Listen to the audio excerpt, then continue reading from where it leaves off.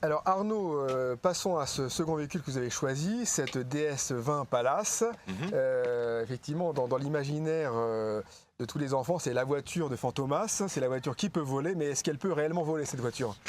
Quasiment, quasiment. Oui, oui. Parce qu'en fait, elle peut rouler grâce à ça. C'est une voiture qui a une technologie présentée dans les années 50, qui a une technologie très nettement en avance sur les autres constructeurs. On a une suspension hydraulique, des freins hydrauliques, on a une boîte de vitesse hydraulique qui est d'une douceur extrême.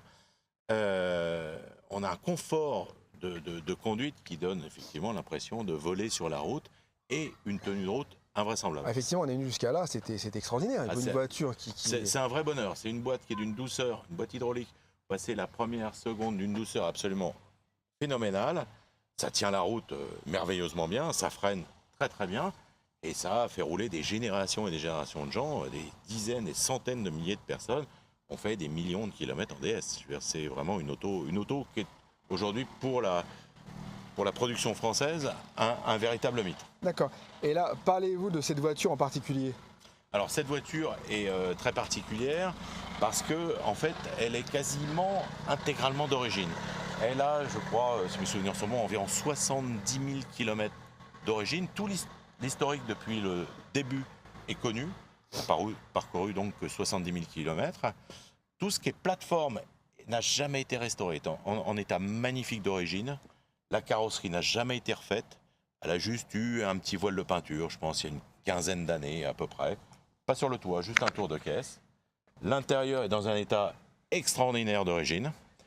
Et mécaniquement, elle a toujours été entretenue avec beaucoup de soin, ce qui fait qu'elle marche comme une voiture neuve, quoi. C'est une voiture très étonnante. Cette voiture avait été sélectionnée il y a quelques années par un très grand marchand très connu, qui l'a vendue à l'actuel propriétaire, lequel l'a entretenue soigneusement. Et aujourd'hui, on a une voiture qui est très fiable, robuste, et prête à descendre à l'autre bout de la France, à remonter et à rouler à la perfection.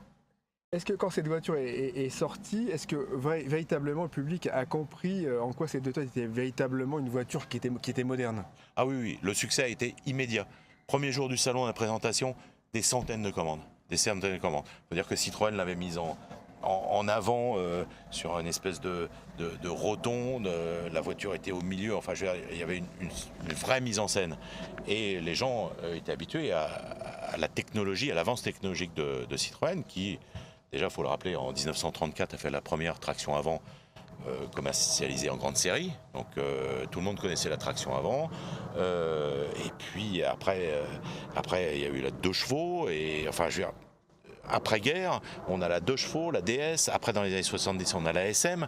C'est toutes des générations de voitures avec toujours de la très haute technologie. Il faut dire qu'encore aujourd'hui, Citroën se démarque par des technologies un peu hors normes qui lui vont bien et qui font le vrai caractère de la marque. D'accord. Et donc pour cette voiture, il faut espérer quelle estimation pour pouvoir rester encore dans la course des enchères? On est pour une auto comme ça, en état exceptionnel d'origine, je dirais entre 20 et 30 000 euros. D'accord, donc c'est relativement accessible.